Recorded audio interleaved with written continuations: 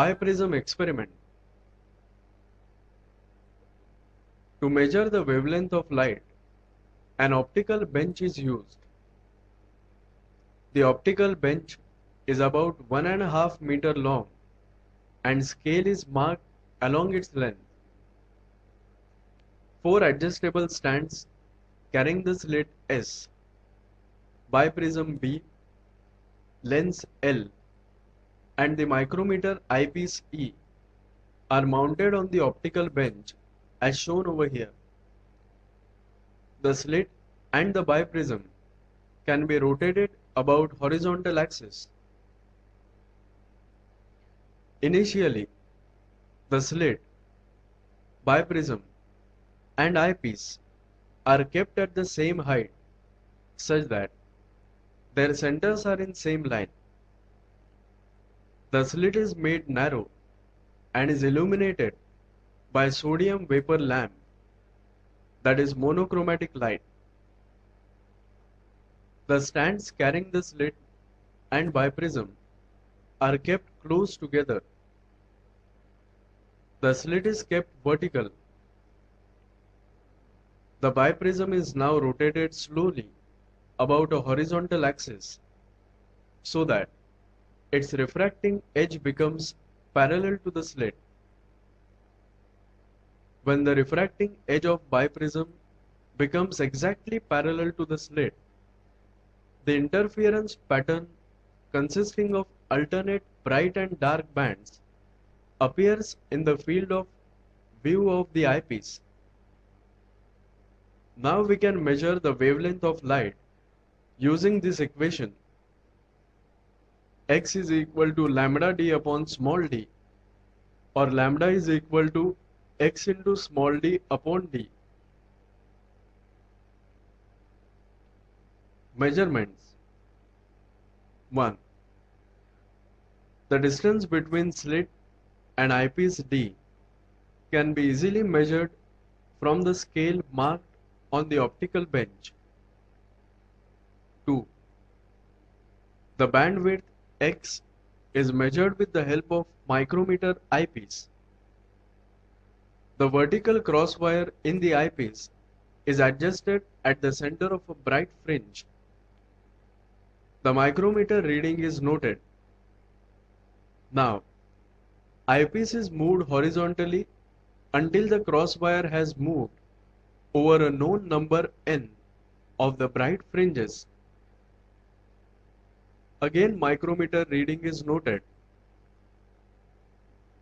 The difference between the two readings of the micrometer gives the distance x through which eyepiece is moved. Then, the average distance between two adjacent bright fringes is given by x is equal to small x upon n. 3. The distance d between two coherent sources cannot be measured directly because the sources are virtual. Hence, we use the conjugate foci method for determination of small d. In this method, object and image distances get interchanged in two adjustments as shown over here. The convex lens of short focal length is introduced between the biprism and the eyepiece. Without disturbing slit and biprism, the eyepiece is moved back so that its distance from the slit becomes greater than 4 times the focal length of the lens. The lens is moved towards the slit and its position L1 is so adjusted that two magnified images A1 and B1 of S1 and S2 are formed in the focal plane of the eyepiece. The distance small d1 between A1 and B1 is measured by the micrometer. Then, referring to this figure, we can write size of image upon size of object is equal to distance of image upon distance of object. Therefore, small d1 upon small d is equal to V upon U. The lens is now moved towards eyepiece to the position L2, where two diminished images A2 and B2 of S1 and S2 are formed in the focal plane of eyepiece. The distance small d2 between A2 and B2 is measured by the micrometer. Then by the principle of conjugate foci, we can write small d2 upon d is equal to U upon V.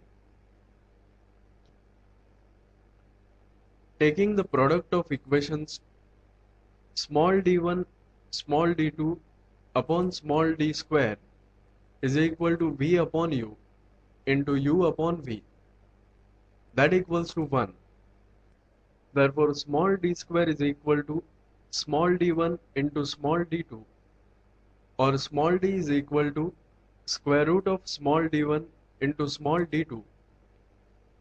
Thus, knowing d, x and small d, we can calculate the wavelength lambda of monochromatic light by using the equation lambda is equal to x into small d upon d.